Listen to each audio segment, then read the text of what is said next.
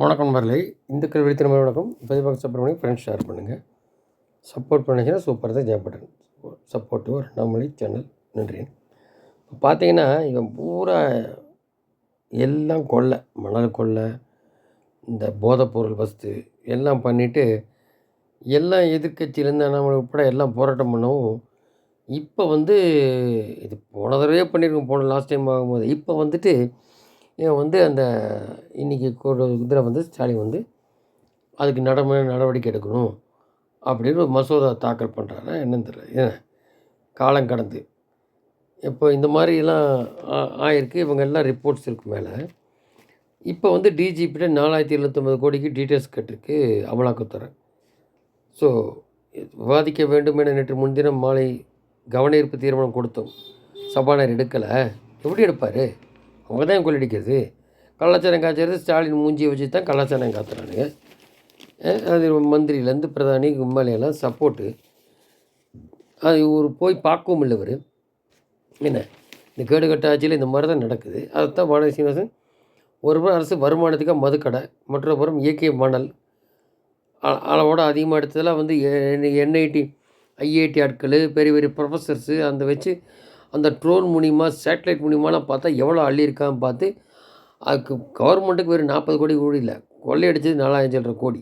துரைமுருகன் அப்போல்லாம் தெரியல, கைது பண்ண மட்டும் வயசாகுதாம்மா, கொள்ளையடிக்கவும் கைது தெரியல. ஏன்னா இவங்களாம் சட்டத்தில் உட்காந்து பேசுகிறேன், கேட்க வேண்டியிருக்கு நம்ம தலையெழுத்து. இப்போது இந்த மாதிரி அடித்து போட்டு கோடிக்கணக்கான ரூபாய் சாப்பிட்டுள்ளனர். இது வழிகாட்டி என பேசுவோம். இது குறித்து விவாதிக்க மறுக்கின்றன. எப்படி விவாதிப்பான்? மணல் விஷயத்து சம்மந்தப்பட்ட நபர்கள் மீது உடனடியாக நடவடிக்கை எடுக்க வேண்டும். அப்படிங்கிறது வெள்ளரிக்கை கொடுக்குன்னா எப்படி வெள்ளரிக்கை ஒன்றும் கொடுக்க மாட்டோம். நியூஸில் அனைத்து உறுப்பினருக்கும் அழகான கப் வழங்கி உள்ளனர். தமிழக அரசு கோரிக்கை வைக்கிறோம். அப்போது இந்த கப்பில் மணல் நிரப்பி வருங்கால தலைமுறைக்கு இதுதான் மணல் என்று காட்டாமல் இருக்கும் சூழலை தமிழக அரசு ஏற்படுத்த வேண்டும் அப்படின்ட்டு ஒரு கிண்டலாக பதிலடி கொடுத்துருக்காங்க. ஸோ இது ஒரு பக்கம் போயிட்டுருக்கும்போது இவன் நீட்டை கொண்டு காங்கிரஸ் திமுக இருக்கும்போது தான் இப்போ என்ன நீட்டை குறித்து பேசிட்டு அதை ஒரு இது பண்ண பார்க்குறப்படி பார்லிமெண்ட்டை நடத்த விடாமல் பண்ணுறது. இந்த மாதிரிலாம் நிறையா செய்யணும் அப்படிங்கிறது தான் அவர் நானும் சொன்னார். அவருக்காக கேட்கல. கடைசியில் பார்த்தா ஊபியில் சில அந்த எம்பி குளறுபடினாலையும் அகிலேஷ் ஸ்ட்ராட்டஜினாலையும் கொஞ்சம் மாறி போச்சு. ரைட். ஆனால் கூட்டணி ஜெயித்தது அதுக்கப்புறம் இப்போ வந்தது எல்லாம் சேர்த்து 300 மேலே இருக்குது. இருந்தால் இப்போ நடவடிக்கை வருதுன்னாலும் ஒரு ஒரு கொஞ்சம் நாள் ஆகும். இந்த மாதிரி வந்ததுனால அவர் சொன்னதை கொஞ்சம் உடனடியாக பண்ண முடியாது. கொஞ்சம் ஸ்டெடினஸ் ஆகும். அதுக்கப்புறம் இந்த திமுக எங்கே இருக்குன்றது மோடி சொந்த பாணியில் பார்ப்போம். அப்புறம் இந்த அண்ணாமலை படிக்க போகிறார் 4 வாரம் உடனே தலைவர் மாதிரி அப்படி நினச்சிட்டு அப்படியே நமக்கு பதவி வரும் இந்த தமிழிசை மாநாட்கள்லாம் ஆசைப்பட்டுருக்காங்க. அவங்களாம் வந்தால் இந்த எங்கேயா 6 சீட்டு ஒரு சீட்டுக்கு அண்டி பழித்து இருக்கிற பாஜகவும் போயிடும் கீழே. அவர் ஒரு படிப்பு இந்த அரசியல் சார்புக்கு போகிறார். அவர் போகும்போது என்ன பண்ணுறாங்க, அவர் வரும்போது என்ன லெவல் பண்ணுறாங்கன்றது மத்திய அரசு அவங்களுக்கு தெரியும். ஏன்னா 26 முடியும் இருக்குது. வேறு யார் போட்டால் இந்தளவுக்கு வராது. இவ்வளோ பர்சன்டேஜ் வந்திருக்கு. அப்போ அங்கேருந்தே மாரி பண்ணுறோம். அங்கேருந்து மாரி இருந்துக்கே பண்ணுறாரா? அப்புறம் வந்தப்புறம் என்ன பண்ண போகிறாங்க? ஏன்னா 26 முடி அவர் தான் களமாடி ஆகணும். இவங்க என்னென்னா 3 வருஷம் முடிய போது மாற்றிடுவாங்க. அப்படி இல்லை. மோடி விட மாட்டார். ஏன்னா அடுத்து 26 பார்க்கணும். 82 இடத்துல 2ஆம் இடம் வந்திருக்கு. அதில் பிஜேபி மட்டுமே தனித்து 78 இடத்துல 2ஆம் இடம் வந்திருக்கு. இப்போ அதை எவ்வளோ தூரம் நம்ம கொண்டு போய் எடுக்க முடியும் தான் பார்ப்பாங்க ஃபஸ்ட் ப்ளேஸில். ஏன்னா இப்போ விஜய் நேற்று ஏதோ ஒரு ப்ரோக்ராம் விஜய் அப்படின்னா அங்கே திமுகலேருந்து 2 கட்சி திருமாவளவன் கூட வந்ததுன்னா மைனஸ் ஆக்கணும் இன்னும் கொஞ்சம். இப்போ ஏற்கனவே பர்சன்டேஜ் ஓட்டு கம்மியாக டிஎம்கேக்கு இன்னும் மைனஸ் ஆகும். அது அண்ணாமலை விஜய் கூட வரும்போது தான் இதான் கடைசி ஆட்சியாக இருக்கணும் திமுக. அப்புறம் பூரா எல்லாம் உள்ளே போகணும். எல்லாம் வேணும் கொள்ளையடித்தால் பூரா கட்சி இருக்கக்கூடாது. அப்போ தான் விடிவு காலம் வரும். இல்லாட்டி பாருங்கள், இந்து கோயில் நோண்டுறான், அங்கே ஏதாவது பேசுகிறான், அந்த பணத்தை எடுத்து இப்படி மாற்றி என்னென்னமோ பண்ணுறான். ஏன் மற்ற மதத்தில் போய் பண்ண வேண்டியதானே? So very dangerous. இதனால் இந்துக்கள் புரட்சி மாதிரி வந்தால் தான் கோயிலை காப்பாற்ற முடியும். அப்படி நடந்துட்டுருக்குது உள்ள விஷயம்.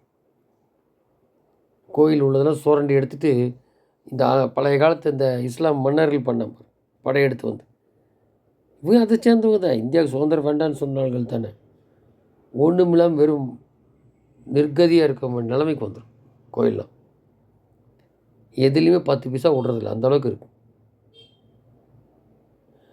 அது இனி மக்களாக புரிஞ்சு போடணும். அந்த வரை கூட்டணி எதிர்க்கட்சி வரணும். அதுலேருந்து தான் தெரியுது. ஸோ எவ்வளோக்கு எவ்வளோ அங்கேருந்து கட்சியை குறைக்கிறாங்களோ, எதிர்த்து இருக்குது. ஆனால் இப்போ 40 சீட் வந்துருச்சுல்ல, அதுக்காக எதிர்க்கட்சிகள் வேலை பார்க்கணும். அதான் வேறு போராட்டம் மட்டும் பத்தாது. அண்ணாமலை உட்பட வேகமாக கூட்டணி வேணும். அதுதான் தெரியுது.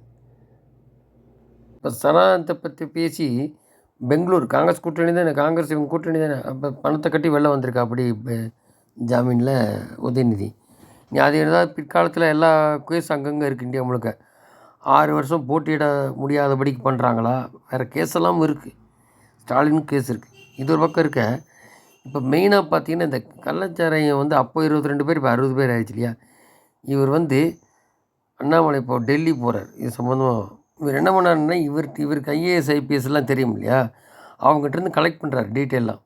கலெக்ட் பண்ணி அதை ரிப்போர்ட் ப்ரிப்பேர் பண்ணி மேலே கொடுத்து, இது யார் யார் சம்மந்தப்பட்டிருக்கா, மந்திரி, எம்எல்ஏ, இந்த காய்ச்சின வந்த போனவங்களாம் ரிப்போர்ட்டை வாங்கி ப்ரிப்பேர் பண்ணி கொடுத்து இவங்களுக்கு அடிக்கிறதுக்கு பார்க்குறாரு.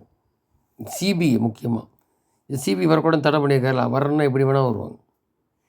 சிபிஐ அந்த கோர்ட்டுகிட்ட கேட்டுக்கூடி வருவாங்க. ஏன்னா அந்தளவுக்கு இங்கே இது இருக்குது. அப்போது யார் யாருக்கு வருதுன்னு ஏற்கனவே ஒவ்வொருத்தர் மேலேயும் வழக்கு இருக்குது. இந்த வருமானத்தை அதிகமாக சொத்து சேர்த்ததெல்லாம் இருக்குது. அப்புறம் இந்த கள்ளச்சாராயம் மட்டும் இல்லை, இந்த மித்து கடத்தின ஜாபர் சாதிக் மற்றும் அவரையும் எடுத்து சிபிஐயில் விசாரிக்கிறதுக்கு எடுத்துட்டாங்க. ஜாபர் சாதிக் அவனையும். ஸோ இதெல்லாம் கண்களோட வரும்போது இவங்க ரெடியாகவும் கொஞ்சம் எனது கூட்டணி போட்டுக்கலாம், கொஞ்சம் ஸ்டெடியாக இருக்குது. ஒரு 6 மந்த்துக்குள்ளேயும் இதெல்லாம் இப்போ டிஜிபிகிட்ட கேட்டு 4000 கோடி மணலுக்கு எல்லாம் வரும்போது இப்போ ஒரு நேரமாக கொண்டு வந்து நிப்பாட்டும். செக் வச்ச மாதிரி ஒரு பக்கம். அது கரெக்டாக எல்லாமே லீட் பண்ணி இவர் 6 மாதம் போய் லண்டன் போயிட்டு வந்தப்புறம் அதுக்கான இதெல்லாம் ஆயத்தமாகும். அதுக்கு முன்னாடியே சிலதெல்லாம் தெரியும். ஸோ இதில் வந்து திமுக முடிய போகிறது உறுதி.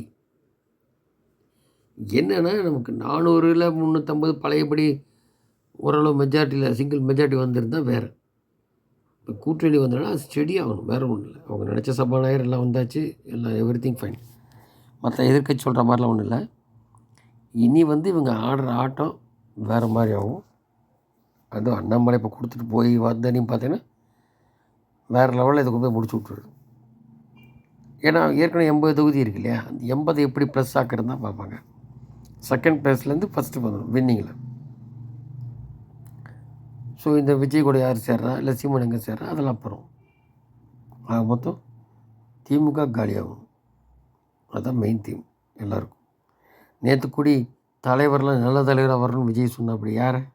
திமுகவை தான், ஸ்டாலினை தான். எந்த தலைவருமே யாரும் உருப்படி இல்லையே.